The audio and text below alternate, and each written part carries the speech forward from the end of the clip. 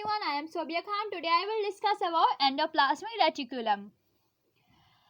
Endo mean inside and plasma mean protoplasm, reticulum. So the structure of endoplasmic reticulum, it is a network of membrane channels or tubules extending throughout the cytoplasm from nuclear membrane to plasma membrane.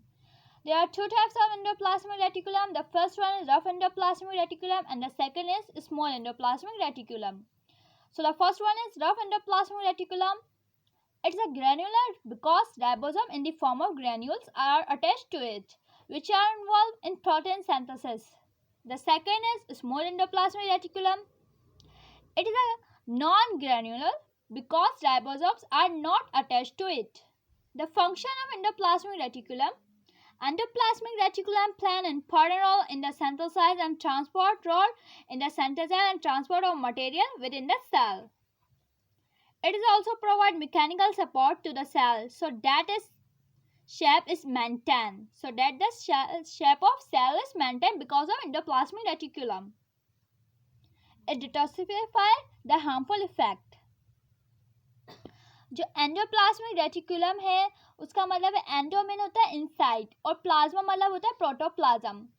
सो जो इसका structure है क्या होता है network और membrane channels होते हैं. इसका स्ट्रक्चर कैसा है नेटवर्क टाइप होता है, मेम्ब्रेन ट्यूब्यूल्स टाइप होता है और मेम्ब्रेन चैनल्स होते हैं. Extended through the cytoplasm from nuclear membrane to plasma membrane.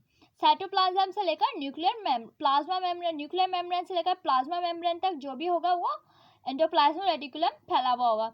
और एंडोप्लाज्मिक रेटिकुलम के दो टाइप्स होते हैं. एक होता है रफ एंडोप्लाज्मिक रेटिकुलम और दूसरा होता है स्मॉल एंडोप्लाज्मिक रेटिकुलम.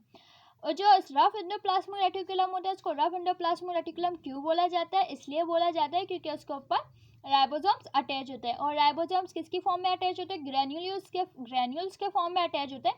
इस वजह से इसको रफ एंडोप्लाज्मिक रेटिकुलम कहा जाता है. राइबोसोम्स के अटैच की वजह से जो होता है एंडोप्लाज्मिक रेटिकुलम रफ हो जाता है.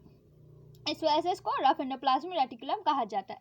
And then second is small endoplasmic reticulum. इसको स्मॉल एंडोप्लाज्मिक रेटिकुलम क्यों कहा जाता है? क्योंकि ये नॉन ग्रैन्युलर होता है because ribosomes are not attach to it. क्योंकि इसके ऊपर राइबोसोम अटैच नहीं होते तो इसलिए ग्रैन्युलर भी नहीं होता. इसके रफ एंडोप्लाज्मिक रेटिकुलम के ऊपर राइबोसोम्स अटैच होते हैं, इस वजह से ग्रैन्युलर होता है. इस वजह से इसे रफ एंडोप्लाज्मिक रेटिकुलम कहा जाता है. इस पर तो कोई राइबोसोम अटैच ही नहीं है तो इस वजह से क्या होगा स्मूथ होगा. ये सेकंड इस वजह से स्मूथ होगा इसलिए इसको स्मॉल एंडोप्लाज्मिक रेटिकुलम कहा जाएगा. सो द एंडोप्लाज्मिक रेटिकुलम का फंक्शन क्या होता है? एंडोप्लाज्मिक रेटिकुलम का फंक्शन ये होता है कि प्ले इंपॉर्टेंट रोल, एक अहम किरदार अदा करता है transport of material within the cell. मतलब जो ट्रांसपोर्ट करता है मटेरियल, जो बाहर से अंदर, अंदर से बाहर जो भी मटेरियल आ रहा होता है सेल के अंदर वो एंडोप्लाज्मिक रेटिकुलम के थ्रू जा रहा होता है. क्योंकि ये हमें पता है कि मेम्ब्रेनस टाइप होता है, ट्यूब्यूल्स टाइप होता है, तो इसमें से गुजरते हुए जो भी मटेरियल होगा बाहर जाएगा और अंदर आएगा.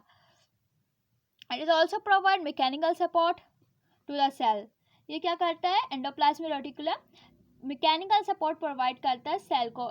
सेल की शेप किस वजह से मेंटेन रहती है? क्योंकि हर जगह पे प्लाज्मा मेम्ब्रेन से लेकर न्यूक्लियर मेम्ब्रेन तक जो होता है एंडोप्लाज्मिक रेटिकुलम फैला होता है. इस वजह से जो होता है सेल की जो शेप होती है वो मेंटेन रहती है एंडोप्लाज्मिक रेटिकुलम के जरिए से. और ये क्या करता है डिटॉक्सिफाई द हार्मफुल इफेक्ट. जो भी अगर कोई ऐसी चीज़ ले लिए जो हमारी हार्मफुल थी, नुकसानदेह थी, तो उसको क्या करेगा एंडोप्लाज्मिक रेटिकुलम डिटॉक्सिफाई करेगा. और एंडोप्लाज्मिक रेटिकुलम के ऊपर ये भी डबल मेम्ब्रेन में होता है एंडोप्लाज्मिक रेटिकुलम भी. तो इसकी जो मेम्ब्रेन होती है इनर मेम्ब्रेन उसको कहा जाता है cisternae. So thank you very much. If you like my video so subscribe it and press the bell icon for the new videos.